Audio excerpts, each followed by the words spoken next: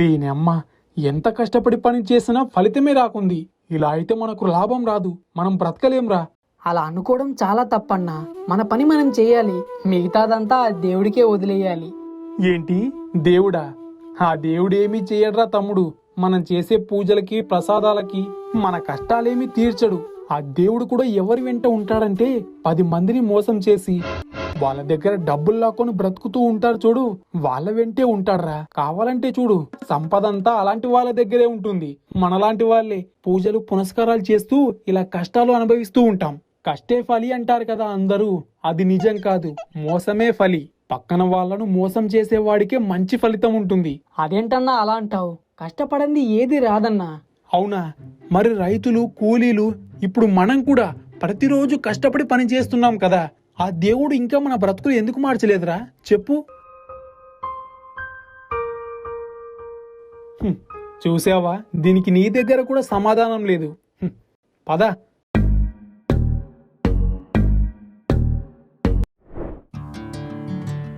రండిరా నాన్న రండి. ఇదిగో అమ్మా, ఈరోజు చేపలమ్మిన డబ్బులు. రండిరా భోజనం చేదురు గాని.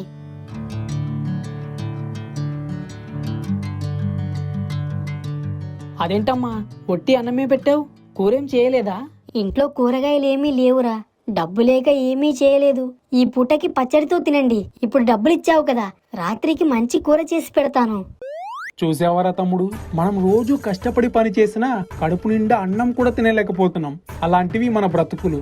మన బ్రతుకుల్ని దేవుడు మార్చడరా, మనమే మార్చుకోవాలి. ఎలా మారుస్తానో చూడు.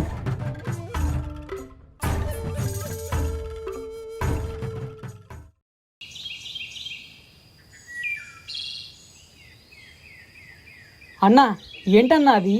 మన పేదరికాన్ని పోగొట్టే అదృష్టం. ఇవి మత్తు మందులు, డ్రగ్స్. అన్నా, ఏం చెప్తున్నావన్నా? అసలు నువ్వు ఏం చేస్తున్నావు? ఈ విషయం పోలీసులకు తెలిస్తే జైల్లో వేస్తారు. పోలీసులా? వాళ్ళకంత సీన్ లేదురా. ఈ బాక్స్ ని ఈ చెరువు దాటించి పక్కా ఒడ్డుకి చేర్చామనుకో, మనకు ₹1,00,000 ఇస్తారు. మనం ఎన్ని రోజులు చేపలు పడితే మనకు అంత డబ్బు వస్తుంది చెప్పు? అన్నా, నువ్వు చేసేది చాలా పెద్ద తప్పన్నా. నువ్వు వచ్చే లక్ష్య గురించి ఆలోచిస్తున్నావు, కానీ ఆ మత్తు మందు వల్ల ఎంతమంది జీవితాలు నాశనం అవుతున్నాయో ఆలోచించట్లేదు. ఇప్పుడు ఉన్న యువత అంతా వీటికి బానిసలవుతున్నారు. అయితే నేనేం చేయాలరా? నాకు కావలసింది డబ్బు. నేను మీలాగా రూపాయికి ₹2 కష్టపడి పని చేయను. నాకు డబ్బు కావాలి. అన్నా, నా మాట వినన్నా. అన్నా అన్నా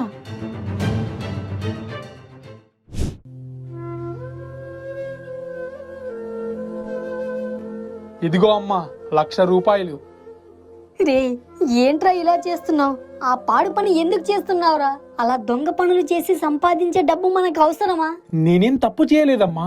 వాళ్ళు ఒక పని చెప్పారు, నేను దాన్ని చేసా, అంతే. నాకు డబ్బు వచ్చింది. ఎవరేమైపోతే మనకేంటమ్మా? అలా చేయడం తప్పురా.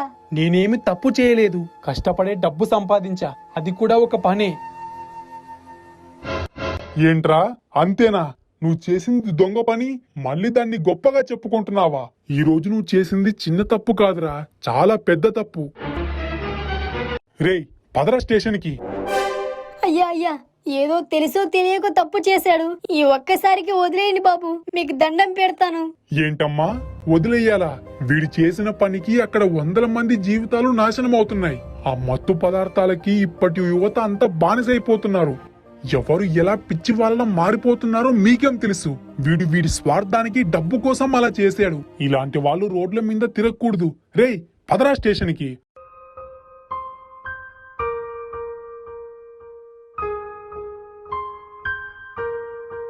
రే నాన్న, అన్నం తిందురారా. ఆకలిగా లేదమ్మా. ఇప్పుడు మనం ఏ పని చేసుకొని బ్రతకాలమ్మా? అన్న చేసిన పనికి నా దగ్గర ఎవరు చేపలు కొనడం లేదు. ఏరా, నువ్వు కూడా మీ అన్నలాగా స్మగ్లింగ్ చేస్తున్నావని బాధ పెడుతున్నారమ్మా. బాధపడకురా నాన్న. ఒక పని చేద్దాంరా, ఏదైనా వ్యాపారం చేద్దాం. అవునమ్మా, నువ్వు చెప్పింది నిజమే. మనం చేపలు పట్టే దగ్గర ప్రకృతి చాలా అందంగా ఉంటుంది. సాయంత్రం పూట అందరూ అక్కడికి వాకింగ్ కు వస్తారు, ప్రకృతిని ఆస్వాదించడానికి వస్తారు. అక్కడ ఒక పనికిరాని పడవ ఉంది, దాని మీద మ్యాగీ అమ్ముదాం. చూసే వాళ్ళకు కూడా కొత్తగా ఉంటుంది, బోట్ మ్యాగీ అని. మన వ్యాపారం కూడా బాగా జరుగుతుంది, చాలా మంది వస్తారు.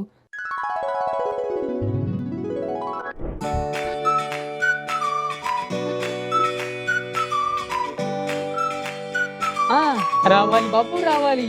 Boat Maggi. ప్రకృతిని ఆస్వాదిస్తూ ఈ చల్లని సాయంత్రం ఈ వేడి వేడి మ్యాగీ తింటే అదిరిపోతుంది. రావాలి బాబు రావాలి.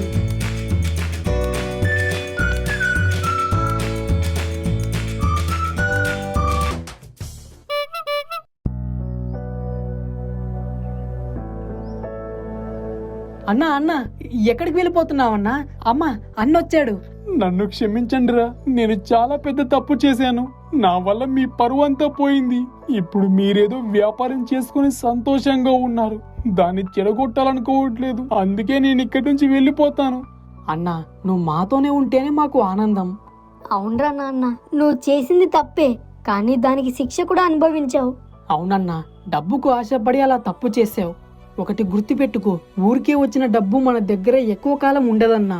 ఏదైనా కష్టపడి సంపాదించుకోవాలి, అప్పుడే మన దగ్గర శాశ్వతంగా ఉంటుంది. నువ్వు చెప్పింది కరెక్టేరా తమ్ముడు. కష్టపడి పని చేసి సంపాదించింది ₹1 అయినా అది చాలా నిజాయితీగా ఉంటుంది. దొంగతనంగా సంపాదించింది మనల్ని ఎప్పుడో ఒకసారి ముంచుతుంది. నేను చేసిన తప్పు వల్ల ఎంతమంది మత్తు మందికి బానిసలైపోయారో తలుచుకుంటేనే భయమేస్తుందిరా.